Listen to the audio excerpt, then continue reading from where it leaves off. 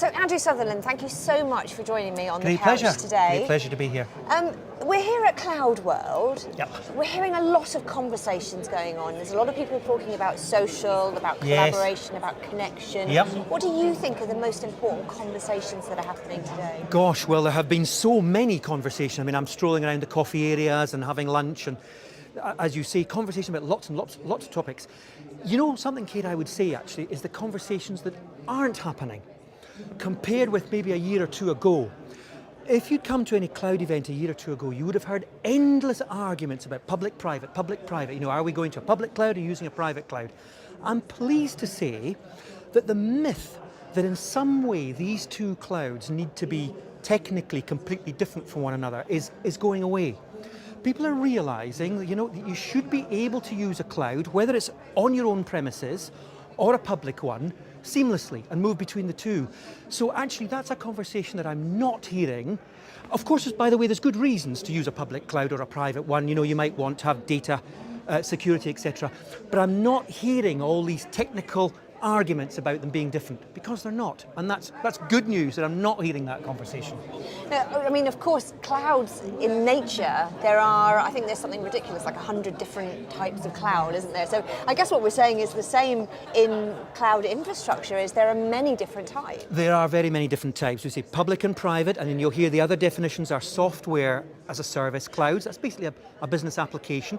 Platform as a service is not so well understood. That's when you have something like a database or middleware which can provide services which are then used by a business application.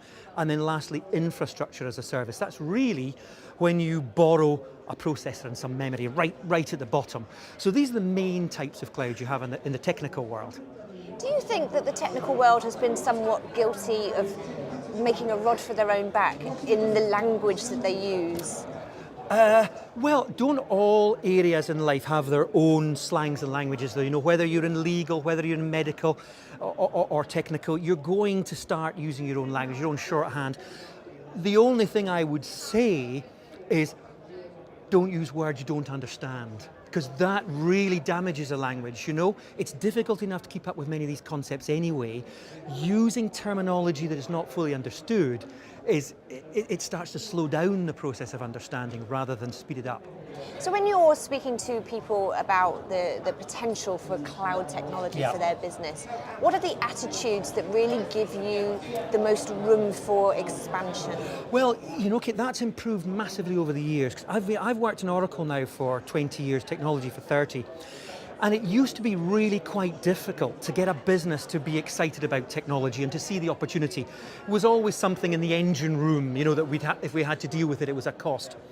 This time around, with cloud, we've got a great advantage, and that is the consumerisation of technology. So really, for the first time that I can remember, compared with various previous ways of technology, now you have business people in the boardroom who are using social media. They are often using clouds at home. You know, their kids are taking games off the cloud to play on their PCs or their Xboxes or PlayStations or whatever. So we've actually got a consumer and therefore business person understanding of technology. And on that, you can often get a positive experience, which is the right attitude to have. So much easier than in the past when technology, as I say, was oily. I mean, one of the things that I find a lot is that people don't even realise that they're using technology. Exactly. You know, they kind of look at the sort of like the buzzwords and the terminology, get frightened by it. Isn't that almost the definition of great technology though? You know, if you're driving a lovely big Mercedes or a BMW, you barely know you're in a car. You know, you press the pedal and off you go. The definition of good technology.